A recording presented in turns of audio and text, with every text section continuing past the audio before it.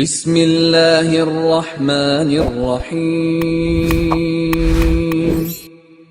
السلام علیکم ورحمۃ اللہ وبرکاتہ۔ الحمد للہ حمدا کثیرا طیبا مبارکا فیہ، والصلاة والسلام علی سید المرسلین محمد وآلہ وصحبہ اجمعین، اما بعد۔ حاضرین و ناظرین، یہ درس حدیث نمبر 512 ہے اور آج کا عنوان ہے پرندوں کے مانند اللہ تعالیٰ پر توکل۔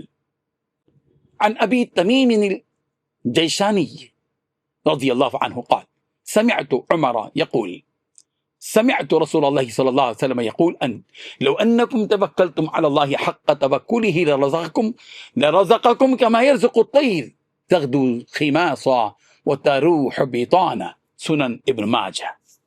ترجمہ یوں ہے، حضرت عمر رضی اللہ عنہ سے روایت ہے کہ رسول اللہ صلی اللہ علیہ وسلم نے ارشاد فرمایا، اگر تم اللہ تعالیٰ پر ایسا توکل کرو جیسا کہ توکل کا حق ہے تو وہ تمہیں ایسے رزق دے گا جیسے پرندوں کو دیتا ہے۔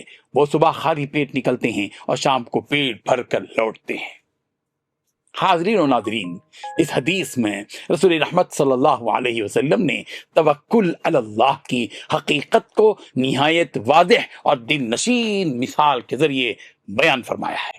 آپ علیہ الصلوۃ والتسلیم نے مومن کو یہ سبق دیا کہ وہ اپنے دل کو مکمل طور پر اللہ تعالیٰ پر بھروسے کے ساتھ وابستہ رکھے اور یقین رکھے کہ رزق دینے والی ذات صرف اللہ تعالیٰ کی ہے۔ پرندوں کی مثال دے کر رسول رحمت صلی اللہ علیہ وسلم نے یہ سمجھا دیا کہ پرندے صبح سویرے خالی پیٹ نکلتے ہیں، تلاش میں نکل کر کوشش کرتے ہیں اور شام کو اللہ تعالیٰ انہیں سیر کر کے واپس لوٹاتا ہے۔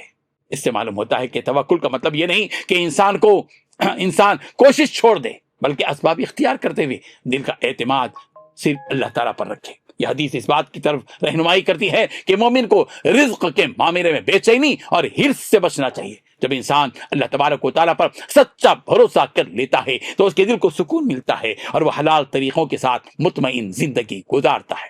ہمیں چاہیے کہ محنت کے ساتھ اللہ تبارک و تعالیٰ پر مکمل بھروسہ رکھیں، رزق کے معاملے میں پریشانی سے بچیں اور یقین رکھیں کہ اللہ تعالیٰ اپنے پرندوں کو بہترین طریقے سے رزق عطا فرماتا ہے۔